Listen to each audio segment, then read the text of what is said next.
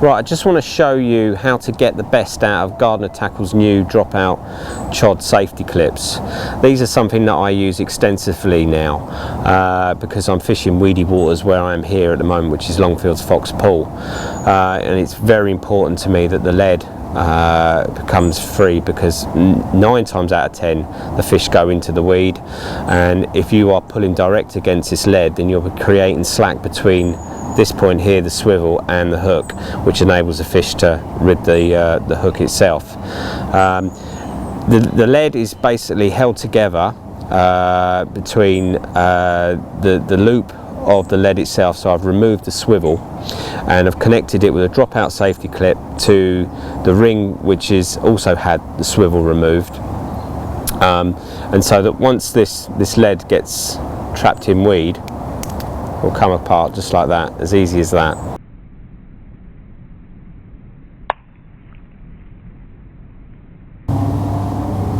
Right, now I'm going to show you how to tie up the rotary rig utilising Gardner's dropout chod safety clips.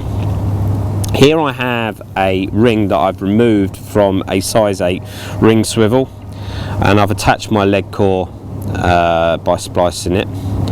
So what I'm then going to put on is a Gardner buffer bead, which is one of these.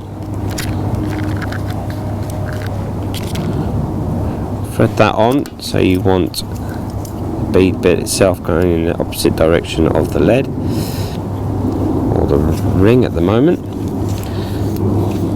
So thread that down to the bottom. Next goes on our rig, like such.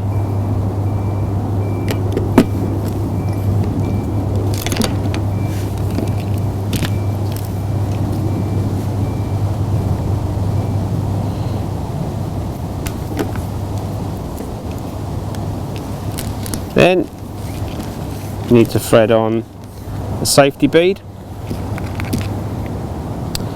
and these are tapered, so you've got one side has got a smaller bore and the other side's got a larger bore. You want the larger bore running the opposite direction of the ring that we have attached. Okay. Then, with the use of 1mm XT silicone tubing, I've already cut a piece off just here, so I'll use that.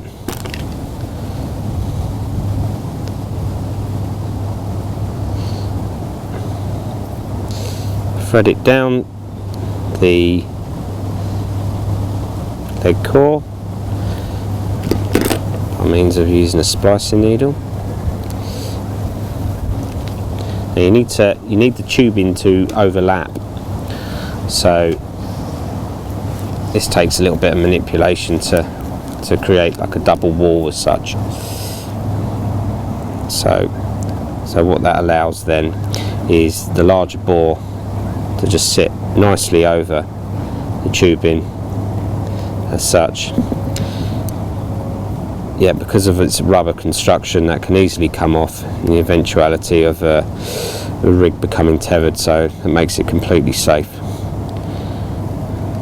On the ring here, I'm going to use the smaller of the two. There's two sizes that you get in the dropout chod packs.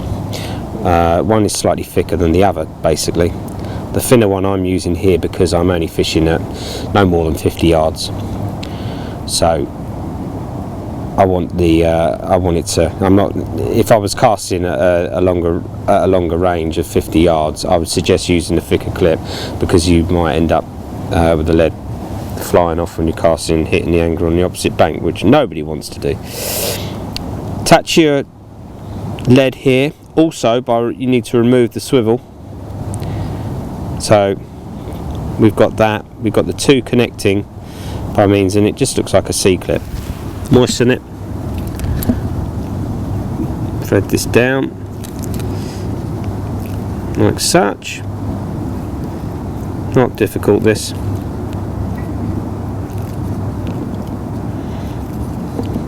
Okay, put that right up, so it goes right up over the loop, There we go.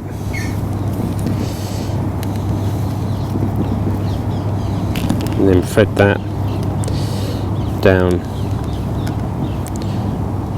And there you have it. There's a whole setup. Just want to show a bit more. So in the eventuality of the lead becoming stuck in the weed, snag, whatever, it's completely safe, because if I pull it, it will just come out. As simple as that.